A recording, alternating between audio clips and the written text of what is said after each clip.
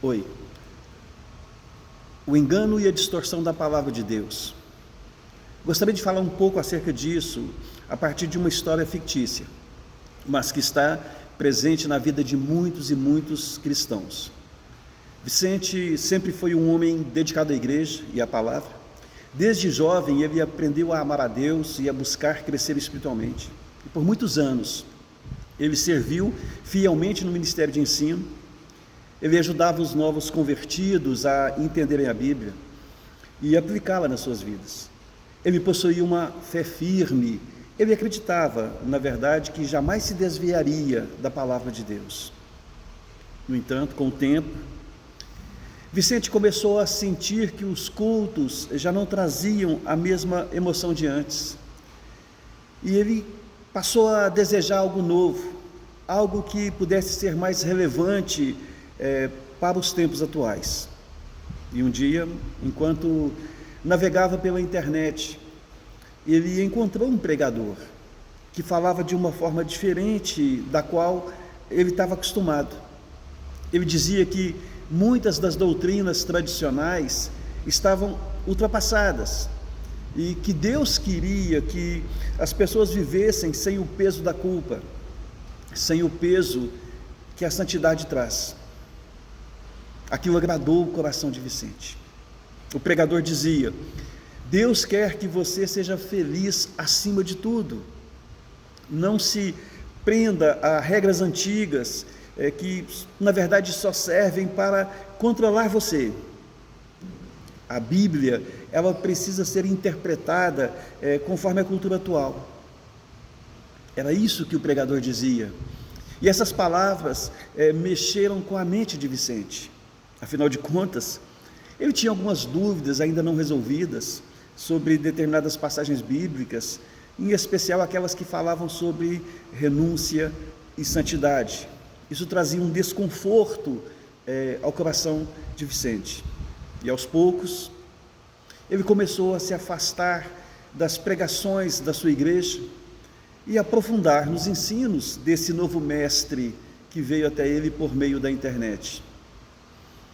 Ele não percebeu que havia ali uma sutileza que trazia o engano, porque a princípio parecia algo inofensivo. Vicente ainda lia a Bíblia, mas agora ele interpretava tudo à luz dessa nova perspectiva. Os textos que antes falavam sobre pecado e arrependimento, agora estavam sendo explicados de uma forma diferente. Deus é amor. Ele jamais puniria alguém por viver da forma como quiser, dizia um outro pregador. E ele foi se apegando a esse tipo de mensagem. Chegou ao ponto de ouvir e concordar com a seguinte frase: o inferno não pode existir porque um Deus bom não condenaria ninguém. Ele começou a seguir diversos pregadores no YouTube, e todos dentro da mesma linha, e passou a gostar dessas pregações. Afinal, elas aliviavam a sua consciência e o faziam se sentir bem. Ele passou a rejeitar qualquer mensagem que falasse sobre a cruz, sobre renúncia, sobre obediência.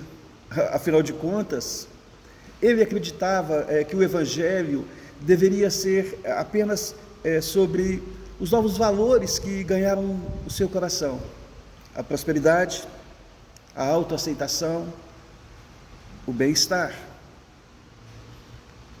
Mas o Senhor Deus enviou um alerta a ele. Um dia, um antigo amigo da igreja, chamado Renato, ele percebeu que Vicente estava diferente, estava um pouco estranho. Ele já não participava mais dos cultos da mesma forma que antes. Ele evitava conversas sobre santidade e estava sempre citando frases de pregadores populares que distorciam a palavra de Deus. Isso chamou muito a atenção de Renato. E Renato ficou preocupado. Chamou Vicente para conversar e disse a ele: Vicente, me desculpe, mas eu tenho necessidade de conversar com você, porque eu tenho notado que você mudou. Você já não fala mais sobre arrependimento, sobre a transformação através da palavra de Deus. Parece que você está buscando um evangelho que se encaixe naquilo que você quer ouvir, naquilo que agrade os seus ouvidos, o seu coração, e não na verdade da palavra de Deus. Vicente riu, balançou a cabeça e disse: Renato, acontece que você ainda está preso a essas doutrinas antigas. Deus é amor, e Ele quer que nós sejamos felizes, não que nós vivamos em culpas por causa de regras ultrapassadas. Hoje eu entendo a Bíblia de uma forma mais profunda. Eu posso afirmar isso. Eu posso afirmar que hoje eu estou liberto. Renato, ouvindo aquilo, suspirou, abriu a Bíblia em Timóteo, no capítulo 4, versículo 13 e 4, e disse, leu na verdade, pois virá o tempo em que não suportarão a sã doutrina, pelo contrário, sentindo coceira nos ouvidos, juntaram mestres para si mesmos, segundo os seus próprios desejos. Eles se recusarão a dar ouvidos à verdade, voltando-se para os ídolos, para os mitos. Vicente, será que você não percebe? O que você está ouvindo não é o verdadeiro evangelho, não é a palavra de Deus na sua essência. Na verdade, o que você ouve são mensagens que estão massageando o seu ego, mas estão desviando você do caminho da salvação. Não percebe isso? Vicente ficou em silêncio por um momento, mas logo afastou os pensamentos. Não, isso não é isso. Eu não vou recuar. Porque na verdade Vicente não queria abrir mão da sua nova fé. Se despediu de Renato e tomou uma decisão que não voltaria mais à igreja. Mas com o tempo passa, e passou também para Vicente. E ele acabou se afastando completamente da igreja. Ele continuava espiritual, entre aspas, mas a sua fé agora era baseada nas suas próprias ideias, nos seus desejos. E vieram as crises. Um dia enfrentou uma grande crise, seu casamento desmoronou, a vida financeira entrou num colapso, e ele se viu completamente perdido, não sabia o que fazer. Então percebeu que havia construído a sua fé nos últimos tempos sobre a areia e não sobre a rocha.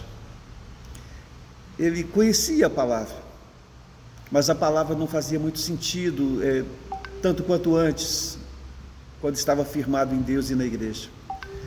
Na verdade, ele havia trocado a verdade transformadora da palavra de Deus por palavras suaves, que apenas agradavam seus ouvidos. Arrependeu-se.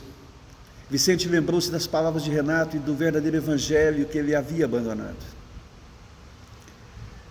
Então, se ajoelhou, chorou, clamou a Deus por misericórdia. Senhor, eu fui enganado. Eu achei que eu estava te seguindo, mas na verdade eu me afastei da verdade. Me perdoa. Restaura o meu coração. Palavras como essas foram ditas por ele dentro de uma verdadeira contrição que o seu coração havia recebido ao perceber o seu caminho nos últimos meses. Naquele momento, Vicente sentiu a presença do Espírito Santo, recebeu paz em seu coração, tomou a decisão de voltar-se para o Senhor, para a verdadeira palavra, reconhecendo que o Evangelho não é sobre agradar os ouvidos, mas sobre transformar vidas. Você que me ouve agora, o engano de Satanás é sutil, pode acontecer a qualquer um, se não estiver firmemente alicerçado na verdade da palavra. Igual a Vicente, muitas pessoas buscam ensinos que apenas agradam os seus ouvidos, rejeitam a verdade do Evangelho dessa forma. Por isso, eu e você precisamos estar vigilantes e alicerçados na sã doutrina, para não cairmos na armadilha do inimigo. Mas como se proteger do engano? Estudando a Bíblia corretamente. 2 Timóteo 2,15 nos fala acerca disso, como obreiro que não se envergonha, porque vive a palavra. Leia lá.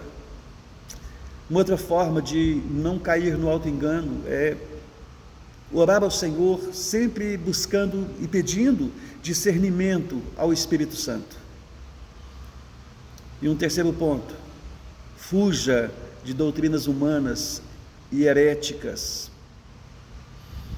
Se você sente que está sendo atraído por mensagens que distorcem a verdade, não se esqueça, o verdadeiro Evangelho não é aquele que nos faz sentir bem, mas aquele que nos leva a uma vida transformada em Jesus Cristo.